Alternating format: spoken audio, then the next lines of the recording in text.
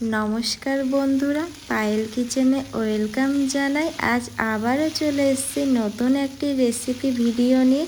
আজ বানাবো এগ মশালা ম্যাগি। তো আজকের ভিডিওটি কিন্তু দারুণ হতে চলেছে, এই রেসিপিটিও। তো আপনারা সবাই কিন্তু লাস্ট পর্যন্ত ভিডিওটি দেখতে থাকুন।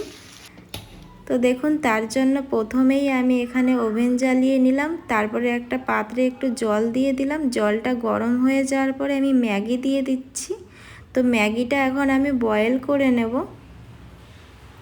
একটা কাঁটা চামচের সাহায্যে একটু ছাড়িয়ে নিচ্ছি যাতে দলা না পেকে যায় ম্যাগিটা।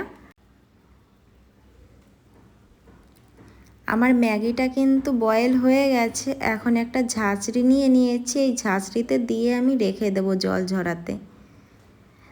এখন আমি একটা কড়াই নিয়ে নিয়েছি। কড়াইটা গরম হয়ে যাওয়ার পর এখানে আমি রিফাইন্ড অয়েল দিয়ে দিলাম, আর আমি দুটো ডিম ফাটিয়ে দিয়ে দেব।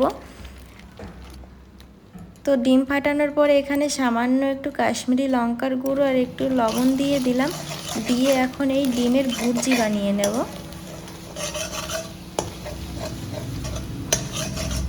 একটু কেটে কেটে নেব, নাড়িয়ে চাড়িয়ে নিয়ে ভুর্জিটা বানিয়ে নেব।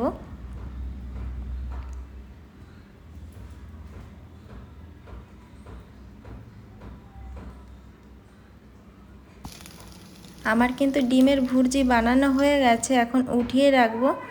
তো এখানে দেখুন, আমি একটু কারি পাতা আর পেঁয়াজ আমি এখানে দিয়ে দিলাম ম্যাগিটা বানানোর জন্য। প্রথমেই কারি পাতাটা কিন্তু অবশ্যই করে দেবেন, তাহলে কিন্তু টেস্টটা দারুণ আসবে।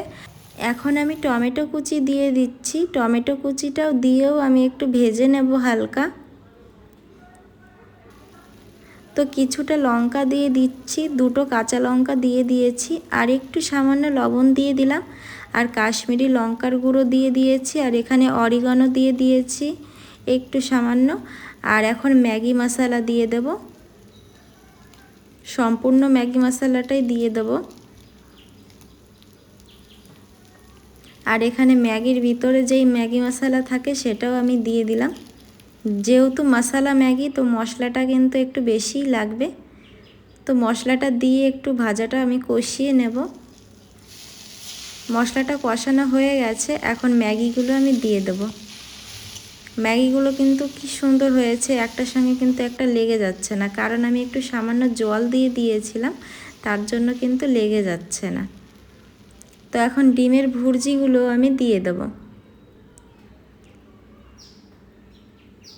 এখন একটু নাড়াচাড়া করে নেব।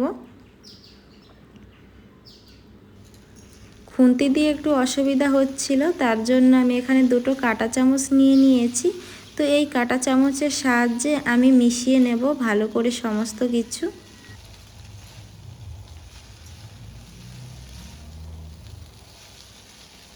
এইভাবে একবার বাড়িতে ম্যাগি ট্রাই করে দেখবেন। এই মশলা ম্যাগিটা কিন্তু দারুণ হয় খেতে।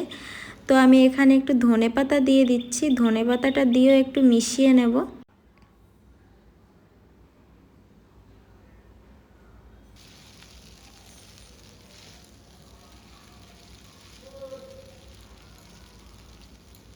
তো বন্ধুরা, যদি আজকের আমার এই এগ মশালা ম্যাগি আপনাদের পছন্দ হয়ে থাকে, তাহলে একটা লাইক কমেন্ট অবশ্যই করে দেবেন। আর যদি আমার চ্যানেলে নতুন কেউ হয়ে থাকেন, অবশ্যই করে একটা সাবস্ক্রাইব করে দেওয়ার অনুরোধ রইল। আজকের আমার এই ভিডিওটি লাস্ট পর্যন্ত দেখার জন্য ধন্যবাদ সবাইকে।